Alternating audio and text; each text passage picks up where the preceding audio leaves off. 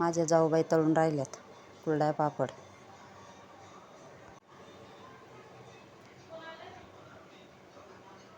हे आमचे घरचे आंबे. आमच्या आंब्याचं नाव आहे सदारशा. इतका छान रस होतो या आंब्याचा, सदारशाचा. पिवळा आंबा, त्याचं नाव सदारशा.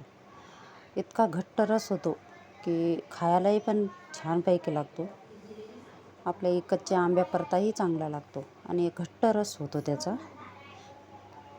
आणि हा कांदा, हे कांदा तळून घेतला आणि मी सकाळी हरभऱ्याची डाळ भिजू घातली होती, कारण मला हरभऱ्याच्या डाळीचं बेसन करायचं होतं.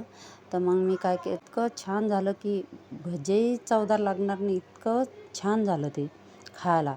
त्या रसासोबत आम्ही त्या बेसनच खाल्लं आणि सगळे आम्ही, माझी जाऊबाई, सासूबाई, या सगळेजण आम्ही, माझे पुतणे सगळे जेवायला बसलो संध्याकाळच्या वेळेला आणि आमची जेवणाची सुरुवात झाली.